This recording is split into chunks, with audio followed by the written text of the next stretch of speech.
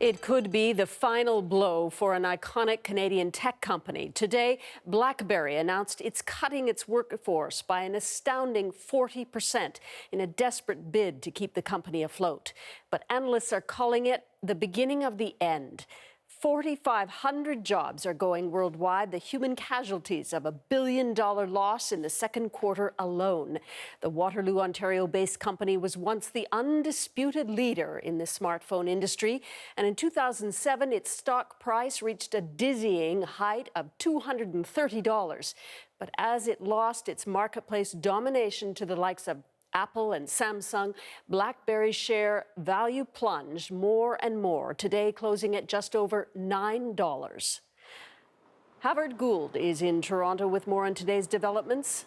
Havard. Susan, this is Blackberry's own Black Friday. It's now undeniable. The new phones that were supposed to save Blackberry haven't, and likely can't. For it's now clear sales of the new products, unveiled less than a year ago with such hope, are dismal. It tells us that the comeback strategy that the company had in place as of last year and earlier this year isn't going to work. It isn't working today. It isn't going to work tomorrow. Trading in Blackberry shares was halted this afternoon when the figures were released. When it resumed, investors hit the panic button, the stock dropping almost 20% in an instant. The shock multiplied because Blackberry wasn't scheduled to report anything until next week. I think the numbers were so explosive that they thought they had better get them out right away before they started to leak out, which I think would not have been good. Blackberry is now losing much more money than anyone expected. The company now forced to switch to survival mode. 40% of all employees will lose their jobs. The company says it must cut its operating costs in half and focus almost exclusively on business customers. Moves the chief executive officer called in a statement difficult but necessary. From a national perspective, this is a very sad day for Canada. Our shining star, our global technology leader, the company that put smartphones and Blackberries and Canada's technological prowess on the map, has fallen from grace, and as of today, it isn't going to climb back. The layoffs will hit hardest in the area around Waterloo, Ontario, where Blackberry was born. We never would have thought that this would happen with this company.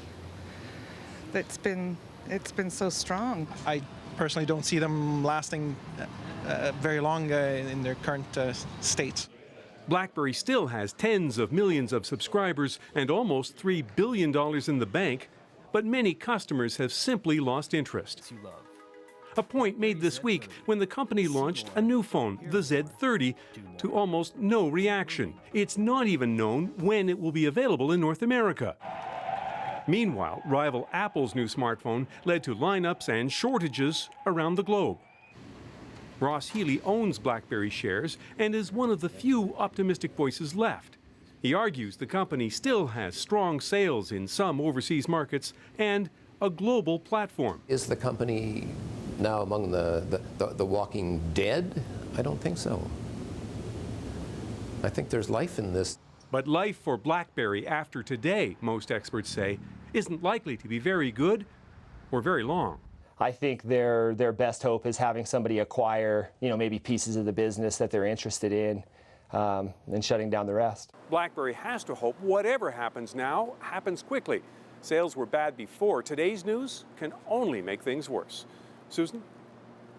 Thanks, Havard. Havard Gould in Toronto tonight. Our senior business correspondent, Amanda Lang, has tracked the rise and fall of Blackberry.